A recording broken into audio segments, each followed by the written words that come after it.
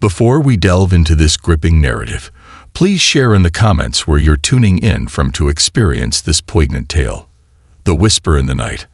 I still remember the night everything changed. It was one of those moments in life that sneaks up on you when you least expect it, the kind of event that brands itself into your memory so deeply that no amount of time can erase it. It was a chilly evening, sometime in late October. The kind of night where the cold starts creeping in through the cracks of old houses, and the wind outside whistles like it has secrets to tell. My father and I had been in the living room, him half watching some late-night news program, and me pretending to do my homework at the dining table. I was 15 at the time, old enough to notice things but too young to understand them fully. My dad, a quiet man with sharp eyes that missed nothing, had always been my anchor, a hard-working, honest man who carried the weight of responsibility without complaint. And on that night, as we sat in silence except for the murmuring TV, I said something that, at the time, felt like nothing more than an innocent comment. "Uncle had a bad night," I muttered, mostly to myself. Dad's head snapped toward me so fast that it made my stomach twist. His gaze, usually warm and steady, darkened like a storm cloud rolling in. I didn't even understand why. "What did you say?" His voice was calm, too calm, in the way adults get when they're trying to hide panic. I hesitated. Maybe I shouldn't have said anything at all. But the words had already left my mouth, and now my father was looking at me as if I had just revealed some forbidden truth. I don't know. I fumbled, unsure of how to explain it. I had woken up earlier that night, just for a brief moment, and I swear I had heard something. A noise, maybe. A voice. And then, just as I was slipping back into sleep, I had this strange feeling, like someone whispering in my ear. I couldn't remember the words exactly, only the feeling that lingered afterward. A deep unease. "He had a bad night," I repeated, softer this time. Dad stood up, turning off the TV with a sharp click, and within seconds, the warmth of our small living room disappeared. He grabbed his phone from the table and dialed a number, his fingers moving with a kind of urgency I had never seen before. I could hear the phone ringing. Once, twice, 3 times, then voicemail. I sat there, watching as my father clenched his jaw, staring at the phone like it had personally offended him. "Stay here," he said, his voice low. "Where are you going?" "I need to check on your uncle." Something about the way he said it sent a shiver down my spine. That was the last normal moment of my life. The screams in the dark. Dad left the house without another word, and I sat there, staring at the door long after it had closed behind him. The night felt heavier now, thicker, as if the walls around me were pressing inward. I had never felt afraid in our home before, but as I sat in the dim glow of the table lamp, an uneasiness began to creep in. Then I heard it. A scream. Not a loud, horror movie kind of scream, but something worse, low, pained, and cut off too quickly. My body locked up. It wasn't from outside. It wasn't from the TV. It was distant but unmistakable, and my chest tightened so hard I could barely breathe. I wanted to believe I had imagined it, but my gut knew better. I bolted toward the window, my hands trembling as I pulled back the curtain. Our house was at the end of a quiet street, the kind where nothing ever happened. But now, the street felt different. The darkness outside seemed too thick, too unnatural, as if something was lurking just beyond the reach of the streetlights. Then, in the distance, I saw it. Dad's car was parked outside Uncle's house, and the front door was wide open. I didn't think. I just ran. The cold air hit me like a slap as I sprinted down the street, my heart hammering in my ears. I knew something was wrong. I knew it. By the time I reached the house, I could hear my father's voice. Angry, desperate. And then my uncle's voice, weak, barely more than a whisper. I stepped inside, and what I saw made my breath catch in my throat. The screams in the dark. I always thought of silence as peaceful, like the quiet of an early morning before the world wakes up. But that night, silence felt different. It felt heavy. It felt wrong. After my dad left, I stayed in the living room, gripping my phone so tightly that my knuckles turned white. I kept staring at the screen, expecting, no, praying, for a message from him. But the phone stayed blank, and the longer the silence stretched, the worse the feeling in my gut became. Something wasn't right. I glanced at the clock. 12:37 a.m. Only 15 minutes had passed since Dad had walked out that door, but it felt like hours. I tried to shake off the unease. Maybe I was just being dramatic. Maybe Uncle had just had a bad dream, or maybe he had one too many drinks. He did that sometimes when work was rough. Maybe Dad would come home soon, shake his head at me, and tell me everything was fine. But I didn't believe it. The feeling was still there, gnawing at my ribs. Something was wrong. And then I heard it.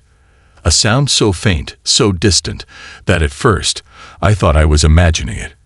It wasn't the kind of scream you hear in horror movies. It was worse. A choked, broken cry. Muffled. Weak. Like someone was trying to scream but didn't have the strength. I shot up from the couch, my heart slamming into my ribs. The sound came from outside. No, not just anywhere outside, from the direction of Uncle's house. I ran to the window, pressing my hands against the glass. The street was empty, the streetlights buzzing dimly in the cold air. Everything looked normal. Too normal. The kind of normal that felt wrong. Then I saw it. Dad's car, parked haphazardly in front of Uncle's house. The driver's side door was wide open, and the front door of the house, wide open too. The world around me faded, my breath hitched in my throat. Every warning my father had ever given me about staying put, about not rushing into things, vanished from my mind. Because he was in there, and I couldn't just sit here and wait. I grabbed my jacket, shoving my feet into my sneakers without even tying them properly, and bolted out the door. The night air hit me like a slap, sharp and cold, but I didn't stop. I couldn't stop. My feet pounded against the pavement as I sprinted down the street, my lungs burning with every breath. I should have been scared. I should have turned back, but something was pulling me forward, something deeper than fear, something I couldn't ignore. When I reached the front yard, I could hear voices inside. Low, urgent, my father's voice. And another voice, weak, almost too quiet to hear. My stomach clenched. Uncle. I took a shaky breath and stepped inside. The house was dark, but not completely. The hallway light flickered weakly, casting long shadows across the walls. Everything felt off, like the house was holding its breath. And then I saw them. Dad was kneeling on the floor, his hands gripping my uncle's shoulders. And Uncle. I froze. Uncle was sitting slumped against the wall, his shirt torn, his face pale and drenched in sweat. His breathing was ragged, each breath shaky and uneven. But it wasn't just that. It was the bruises. Dark, ugly splotches covered his arms and neck, some fresh, some old. Dad? My voice came out small, uncertain. Both men turned at the sound, and my father's eyes widened. I told you to stay home. I swallowed hard, stepping closer. What happened? Uncle tried to speak, but his voice came out hoarse, barely above a whisper. They were here. The room suddenly felt colder. Who? His eyes darted toward the door, his breath quickening as if just remembering something terrifying. My father's grip on his shoulder tightened. Tell me the truth, Dad said, his voice quiet but firm. Who did this to you? Uncle swallowed hard. He opened his mouth, hesitated, then finally whispered. I don't know their names, but they said they'd come back. A shiver ran down my spine, and in that moment I knew this was only the beginning. The truth that no one wanted to speak. You ever have a moment in your life where everything shifts? where the world you thought you knew tilts just enough to make you feel like you're standing on unstable ground. That was me, standing there in my uncle's dimly lit house, my breath shallow, my fingers cold. I thought I knew what fear was before that night. I was wrong. Fear wasn't the creepy stories my friends and I whispered to each other during sleepovers. It wasn't the thrill of watching a horror movie with the lights off. Real fear was standing in front of someone you loved and realizing they were truly, deeply afraid of something they couldn't even name. My father was still gripping my uncle's shoulders, his jaw tight, his knuckles white. My uncle, strong, proud, the man who always had a joke up his sleeve, was trembling. Not just from the bruises on his arms, not just from exhaustion. This was something else. This was fear. "Uncle," I said, my voice barely more than a whisper. "What happened?" He didn't answer. Not at first. He closed his eyes, took a breath, and then, "They know." A chill ran down my spine. "Who?" His eyes snapped open, wide and wild, darting toward my father, as if searching for permission to speak. But Dad didn't say anything. He just stared at my uncle, waiting. "I don't know who they are," Uncle whispered, "but they came last night, and they're coming again." I took a step back. They're coming again. The house suddenly felt smaller, like the walls were pressing in on me. My heart pounded against my ribs. "Why?" Dad asked, his voice deadly calm. Uncle hesitated, then wiped a shaky hand across his face. "Because I didn't give them what they wanted." For a second, the world stood still. Dad inhaled sharply, not out of shock, out of realization, like something he had been dreading for a long time was finally confirmed. "You should have told me sooner," Dad murmured. "I thought I could handle it," Uncle admitted. "What did they want?" I asked, my voice barely steady. My uncle hesitated again. Then finally, in a voice so quiet I almost didn't hear it, he said, "They wanted me to stay silent." Stay silent about what? 1,000 thoughts ran through my head. Debt, a crime, something worse. "And you refused?" Dad asked. Uncle nodded slowly. "I couldn't live with myself if I did." Dad exhaled sharply. He looked at me then, and in that moment I saw something in his eyes I had never seen before. Not just fear, not just concern, but something deeper. Recognition. Whatever my uncle was caught up in, Dad knew about it. Maybe not all the details, but enough. I turned to him. "Dad, what's going on?" He clenched his jaw and stood up. "We don't have time for this here." My uncle tried to protest, but Dad cut him off. "Get your things. We're leaving." Uncle hesitated, but then, as if deciding that fighting my father wasn't worth the energy, he nodded and stood up. And then, a noise outside. A soft thud, a shuffle, a sound that didn't belong to the night. The three of us froze. Dad moved first. He put a finger to his lips, signaling for silence, and stepped toward the window. I held my breath, my heart pounding so loudly I was afraid whoever was outside would hear it. Dad peeked through the blinds, just enough to see outside without being seen. And that's when I saw his entire body go rigid. I had never seen my father scared before. Not once. He was the strongest person I knew, the kind of man who stood tall even when the world threw its worst at him. But in that moment, I saw fear in his eyes. "Get down," he whispered, his voice urgent. I obeyed without question, crouching behind the couch.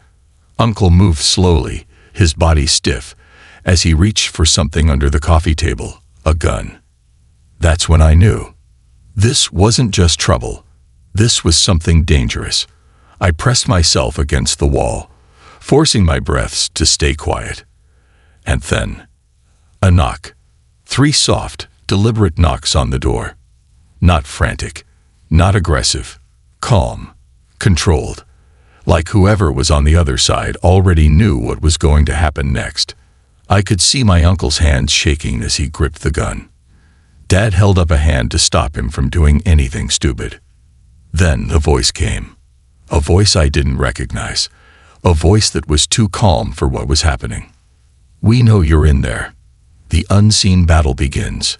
The tension was unbearable. My father, my uncle, and I were locked in a moment where everything could change in an instant. The knock came again. "Open the door, Michael," the voice said. My uncle's name. They knew his name. I felt my pulse in my throat.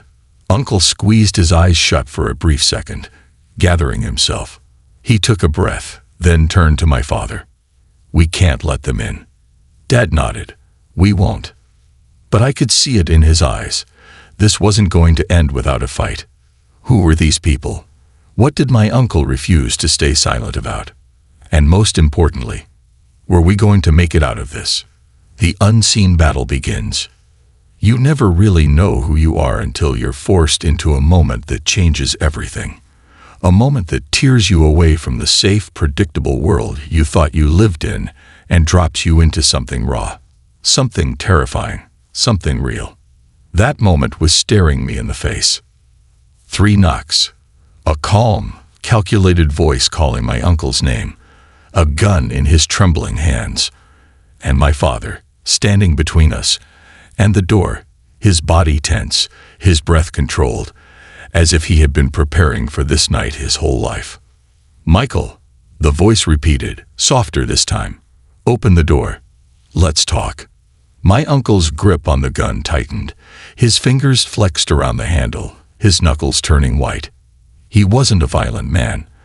I had seen him break up fights before, talk his way out of trouble. But this was different. "Go away," Dad called out, his voice steady. A pause. A deep, unbearable silence. Then, a chuckle. "You don't want to do this, Ellen," the voice said. My father flinched. They knew his name too. Something inside me snapped. This wasn't random. This wasn't just some robbery or misunderstanding. They knew us.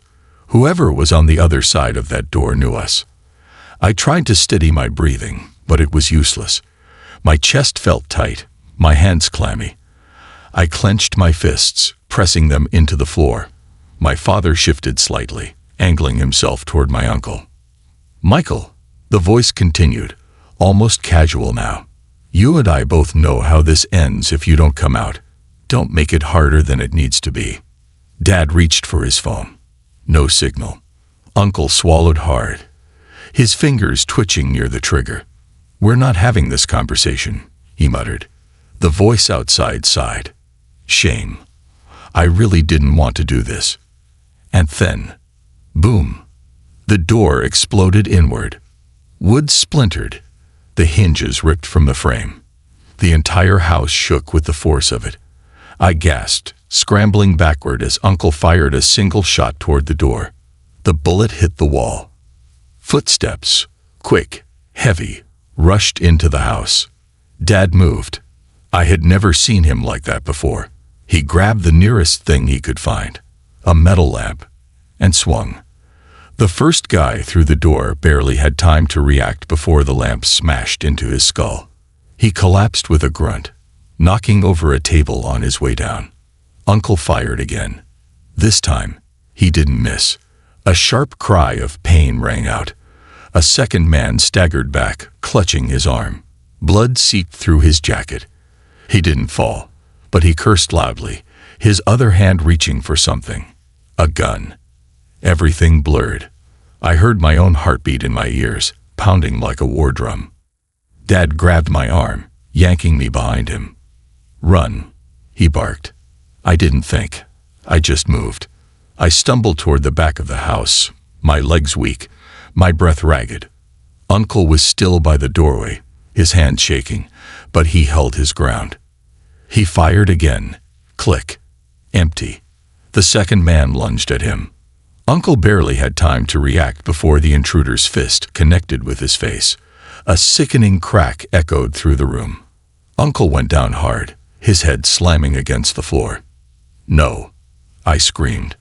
I started to turn back, but Dad grabbed me by the collar, pulling me away. "We can't stay here," he yelled. I resisted, my feet dragging against the floor. We can't leave him. We won't. Dad's voice was like steel. But you need to move now. The second guy, injured but still standing, was already recovering. He turned toward us, his expression unreadable. His gun was still in his hand. "Alan," he said, almost sighing. "You should have stayed out of this." Dad didn't respond. He just shoved me toward the hallway. "Go." And then he charged. I had never seen my father fight before. Not like this. Not with this kind of raw, desperate force. He tackled the man before he could fire, slamming him into the wall. The impact was so hard that a picture frame shattered against the floor. I didn't stick around to watch what happened next. I ran. The hallway was dark. My legs felt like they weren't even attached to my body. I just kept moving, my mind screaming at me to get out. I reached the back door, fumbling with the lock. My hands were slick with sweat. Behind me, I heard another loud crash. Then silence. My stomach dropped. No. I turned around just in time to see the second guy push my father to the ground. Dad. He wasn't moving. I felt something inside me break. The fear, the hesitation, the weakness, it all burned away in an instant. I grabbed the nearest thing I could find, a heavy glass vase from the hallway table, and ran straight at the man standing over my father. He barely had time to react before I swung with everything I had. The vase shattered against the side of his head. He grunted, staggering to the side. Dad, groggy but still moving, took the opening. He grabbed the guy's collar and punched him so hard his body went limp. Silence. Heavy, suffocating silence. Dad was panting. I was shaking. The second guy was unconscious. Uncle was still on the floor, blood trickling from his nose, but his chest was rising and falling. We weren't dead. But the night wasn't over. Dad turned to me, his eyes dark and unreadable. "We need to leave." I swallowed. What about them? They won't be out for long. I took one last look at the wreckage around me, the broken door, the unconscious men, the blood-stained floor. And then I ran. The escape and the truth. Some nights change you forever. Some nights start as ordinary, and then twist into something that leaves a permanent mark on your soul. This was one of those nights. I ran. My lungs burned.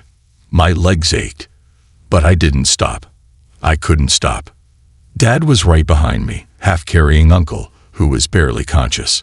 Blood smeared his face, but his eyes were open, darting around wildly as if expecting another attack. We made it out the back door, stumbling into the freezing night air. The sky was an endless black abyss, no stars, no moon, just a void swallowing everything. The distant sound of sirens echoed through the streets, but they weren't close enough. They wouldn't be in time. We needed a plan. We needed somewhere to go. "Dad," I gasped, but before I could finish, he shoved a set of keys into my hands. "Get to the car. Drive." I hesitated. "What about you?" "Just go." But before I could move, another voice cut through the night. "Running won't change anything." We froze.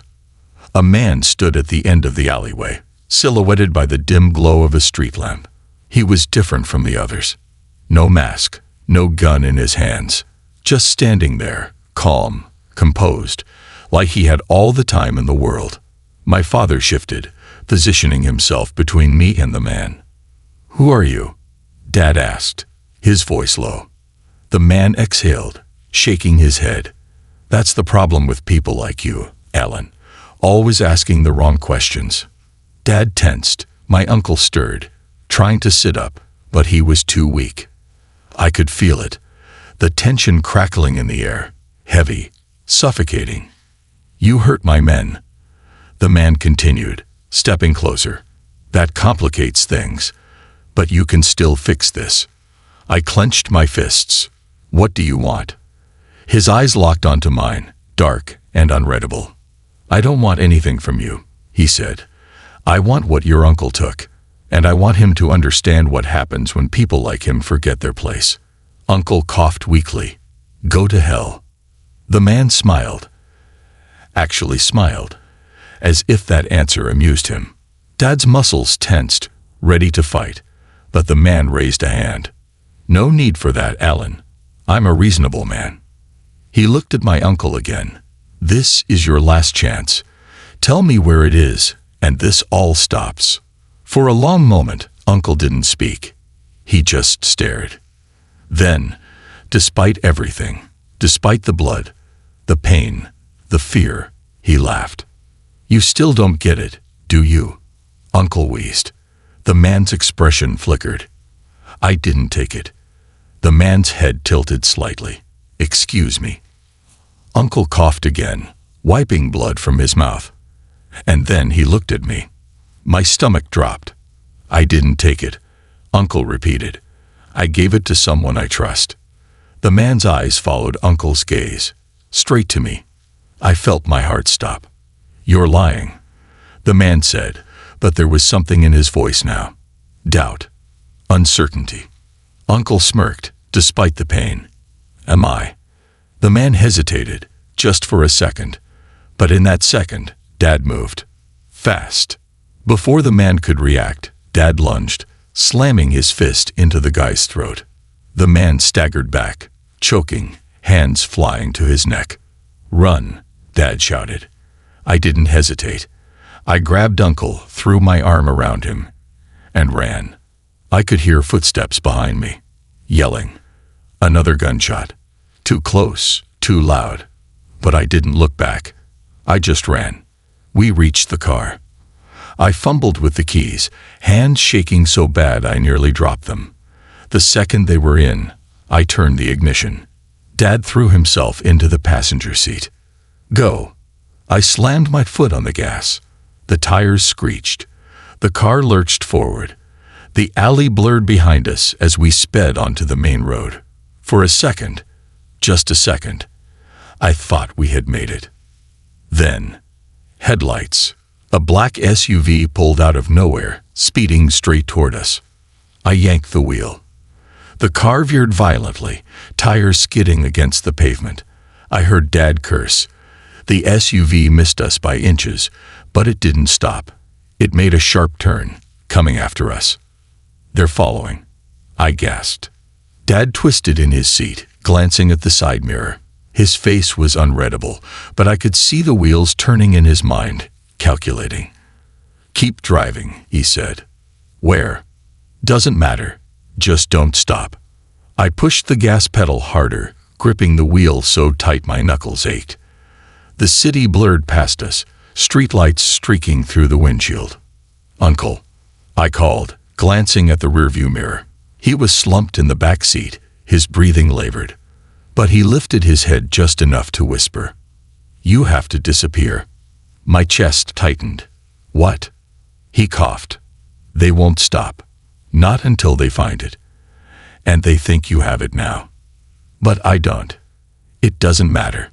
The SUV was gaining. Fast. Dad's jaw tightened. He looked at me, really looked at me, before he made a decision that would change everything. We split up. My stomach dropped. What? You take Uncle. Get him somewhere safe. I'll lead them away. No. Yes. His voice was firm. You have to trust me. I swallowed. My hands trembled on the wheel. Dad reached over, squeezed my shoulder. His eyes softened. You're stronger than you think, he said. The road ahead split. Left toward the highway. Right into the city. Dad grabbed the wheel, yanked it right. Go. The car swerved. The SUV followed him. And just like that, he was gone. I drove. I didn't know where. I just kept driving. Uncle's breath ragged in the backseat, my own heartbeat hammering in my chest. Everything had changed. I wasn't a kid anymore. I wasn't safe anymore. But one thing was clear. This wasn't over. Not by a long shot.